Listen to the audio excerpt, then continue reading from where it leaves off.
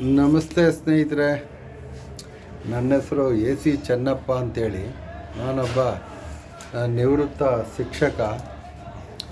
ಶಿಕ್ಷಕರ ಬಡಾವಣೆ ಮದ್ದೂರು. ಸ್ನೇಹಿತರೆ, ನನ್ನ ಕಾಂಟ್ಯಾಕ್ಟ್ ನಂಬರ್ 96 321 31 8 31. ಸ್ನೇಹಿತರೆ, ಮದ್ದೂರಿನಲ್ಲಿ ಶಿಕ್ಷಕರ ಬಡಾವಣೆಯಲ್ಲಿ ನಾನು ವಾಸ ಮಾಡ್ತಾಯಿದ್ದೀನಿ. ಸ್ನೇಹಿತರೆ, ಒಂದಷ್ಟು ಸಮಾಜ ಸೇವೆ ಮಾಡಬೇಕು ಅಂತ ಅಂದ್ಬಿಟ್ಟು ಹೊರಟಿದ್ದೀನಿ.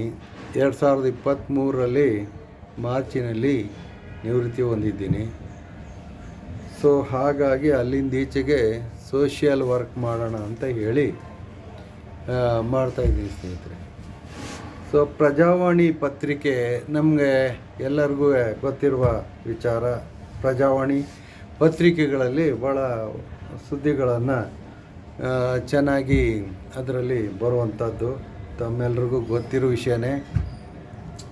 ನಿನ್ನೆಯಿಂದ ಒಂದು ವಿಷಯ, ನಿನ್ನೆನೂ ಕೂಡ ನೋಡಿದೆ. ಇದು ಏನು ಕೌಶಲ ತರಬೇತಿ ನೀಡುವರು ಯಾರು? ದಿನಾಂಕ 10/2/26 ಈ ದಿನ ಪ್ರಜಾವಾಣಿಯಲ್ಲಿ ಬಂದಿರುವ ಒಂದು ಲೇಖನ. ಸ್ನೇಹಿತರೆ,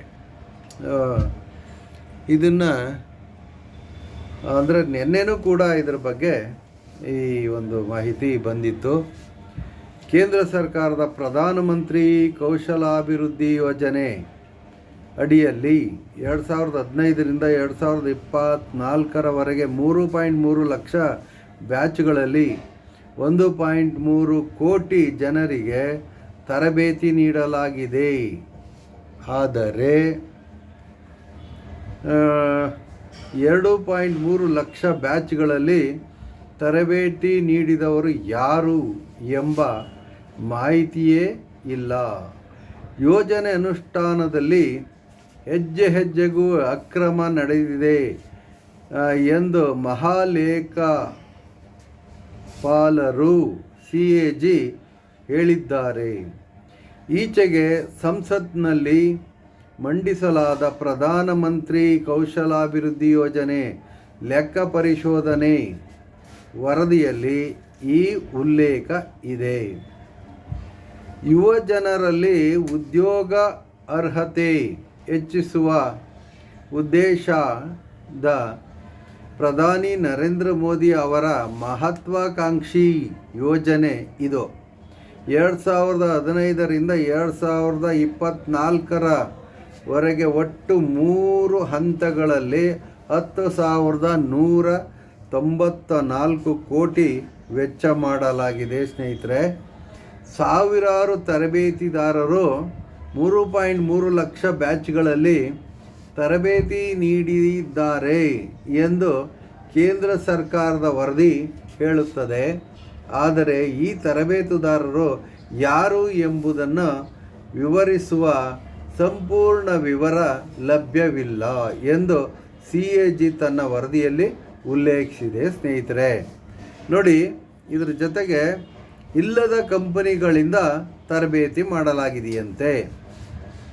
ಏನು, ನೀಲಿಮಾ ಮೂವಿಂಗ್ ಪಿಕ್ಚರ್ಸ್ ಎಂಬ ಕಂಪನಿಯು 100 ನೌಕರರನ್ನು ಹೊಂದಿದ್ದು ಸಿನಿಮಾ ಕ್ಷೇತ್ರದಲ್ಲಿ 33,493 ಮಂದಿಗೆ ತರಬೇತಿ ನೀಡಿದೆ ಎಂದು ಕೌಶಲಾಭಿವೃದ್ಧಿ ಸಚಿವಾಲಯವು ಲೆಕ್ಕ ಪರಿಶೋಧನೆಗೆ ದಾಖಲೆ ಸಲ್ಲಿಸಿತ್ತು. ಈ ಹೆಸರಿನ ಕಂಪನಿಯು ದೇಶದ ಯಾವುದೇ ಭಾಗದಲ್ಲೂ ನೋಂದಣಿ ಆಗಿಲ್ಲ ಎಂಬುದು ಗೊತ್ತಾಯಿತು. ಆದರೆ ದೇಶದ 8 ರಾಜ್ಯಗಳಲ್ಲಿ ಈ ಕಂಪನಿ ತರಬೇತಿ ಎಂದು ಹಣ ಪಾವತಿ ಮಾಡಲಾಗಿದೆ. ಈ ಬಗ್ಗೆ ವಿವರಣೆ ಕೇಳಿದ್ದಕ್ಕೆ ಕೌಶಲಾಭಿವೃದ್ಧಿ ಸಚಿವಾಲಯವು ನೀಲಿಮಾ ಮೂವಿಂಗ್ ಪಿಕ್ಚರ್ಸ್ ಎಂಬ ಹೆಸರಿನ ಲಿಂಕ್ಡ್ ಇನ್ ಖಾತೆಯ ಲಿಂಕ್ ನೀಡಿದೆ. ಲಿಂಕ್ಡ್ ಇನ್ ಖಾತೆಯ ಆಧಾರದಲ್ಲಿ ತರಬೇತಿದಾರರ ಕಂಪನಿಯನ್ನು ಆಯ್ಕೆ ಮಾಡಲಾಗಿದೆ. ಇದೇ ಕಂಪನಿ ತರಬೇತಿ ಪಡೆದವರಿಗೆ ಪ್ರಮಾಣ ಪತ್ರ ವಿತರಿಸಿರುವ ಸಮಾರಂಭದ ಒಂದೇ ಚಿತ್ರವನ್ನು ಹಲವು ಬ್ಯಾಚ್ಗಳಲ್ಲಿ ಇದನ್ನು ಸುಳ್ಳು ಮಾಹಿತಿ ನೀಡಿದೆ ಎಂದು ಈ ಒಂದು ವರದಿಯಲ್ಲಿ ಹೇಳ್ತಾ ಇದ್ದೀವಿ ಸ್ನೇಹಿತರೆ.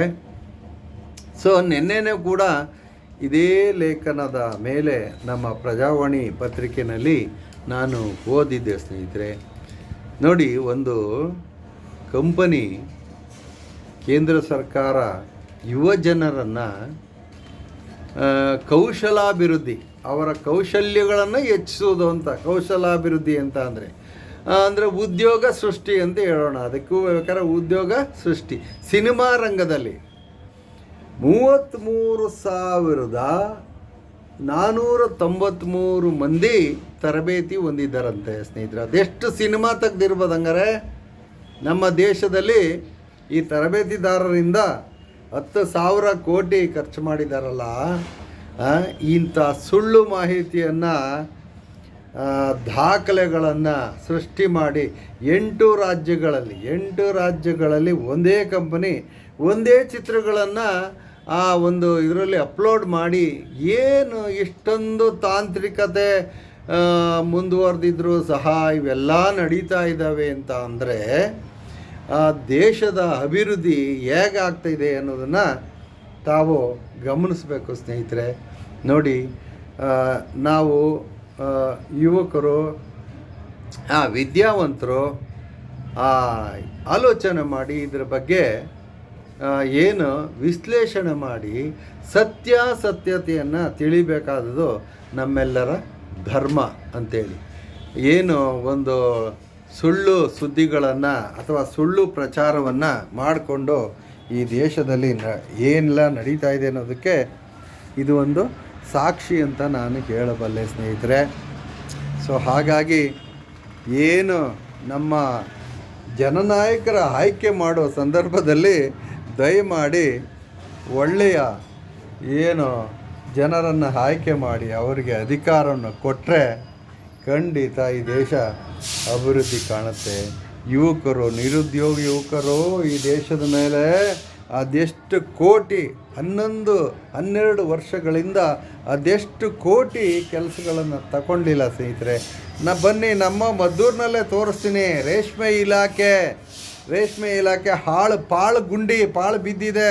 ನಾನು ಅದ್ರ ಬಗ್ಗೆ ಎಲ್ಲ ವೀಡಿಯೋ ಮಾಡಿ ಹಾಕಿದ್ದೀನಿ ಸ್ನೇಹಿತರೆ. ಮೀನುಗಾರಿಕೆ ಇಲಾಖೆ, ಅವಳು ಯಾರೋ ಒಬ್ಬಳು ಮಾತ್ರ ಬರ್ತಾಳೆ, ಬಾಗಿಲು ತೆಗಿತಾಳೆ, ಕೂತ್ಕೋತಾಳೆ, ಒಯ್ತಾಳೆ ಸ್ನೇಹಿತರೆ. ಯಾವ ಮೀನುಗಾರಿಕೆ ಏನು ಅಭಿವೃದ್ಧಿ ಮಾಡಿದ್ದಾರೆ ಮದ್ದೂರಿನೊಳಗೆ? ಆ ಕೃಷಿ ಇಲಾಖೆ ಇರಲಿ, ಆರೋಗ್ಯ ಇಲಾಖೆ ಇರಲಿ, ಆಸ್ಪತ್ರೆ ಇರಲಿ ಸ್ನೇಹಿತರೆ, ಅಲ್ಲೆಲ್ಲೂ ತಾಲೂಕು ಕಚೇರಿಯಲ್ಲಿ ಉದ್ಯೋಗಗಳನ್ನು, ನಿವೃತ್ತಿ ಹೊಂದಿರುವಂಥ ಉದ್ಯೋಗಗಳನ್ನು ಅಲ್ಲಿಗೆ ಯಾವ ಒಂದು ಹೊಸ ಯುವಕರನ್ನು ಆಯೋಜನೆ ಮಾಡಿಲ್ಲ. ಎಲ್ಲ ಕಣ್ಣೊರೆಸುವ ತಂತ್ರ ಮಾಡಿ ಈ ಥರ ಸ್ಕೀಮ್ಗಳನ್ನು ಹಾಕಿ ಆ ಸ್ಕೀಮ್ಗಳ ಮುಖಾಂತರ ಯಾರ್ಯಾರ್ದೋ ಹೆಸರಲ್ಲಿ ಅದ್ರ ಮುಂದ್ಗಡೆ ಅವ್ರ ಹೆಸರು ಮುಂದ್ಗಡೆ 000 ಅಂತಿದೆಯಂತೆ. ಆ ಮಾಹಿತಿನ ಕೇಳಿದ್ರೆ ಯಾವ ಮಾಹಿತಿನೂ ಕೊಡೋದಕ್ಕೆ ಸಿಟ್ಟು ಮಾಡಿಕೊಂಡು ಇವೆಲ್ಲ ಸುಳ್ಳು ದಾಖಲೆಗಳನ್ನು ಕೊಟ್ಟು 10,000 ಕೋಟಿಯನ್ನು ನುಂಗಾಕಿದ್ದಾರೆ ಅಂತ ಅಂದರೆ ಏನು ಸ್ನೇಹಿತರೆ, ನಿಜವಾಗ್ಲೂ ಎಂಥ ಮೂರ್ಖರಿದ್ದಾರೆ ನಮ್ಮ ದೇಶದಲ್ಲಿ. ಆ ಓಟ್ ಹಾಕುವಂಥ ಮೂರ್ಖರೇ ಯೋಚನೆ ಮಾಡಿ, ಒಳ್ಳೆಯ ಸರ್ಕಾರವನ್ನು ತಗೊಂಬನ್ನಿ, ಒಳ್ಳೆಯ ಜನರು ಆಡಳಿತ ಮಾಡೋದಕ್ಕೆ ಬಿಡಿ. ನಿಮ್ಮ ಕೈಲಿದೆ ಅಧಿಕಾರ. ಈಗ ಪಂಚಾಯಿತಿ ಎಲೆಕ್ಷನ್ ಬರ್ತಾ ಇದೆ.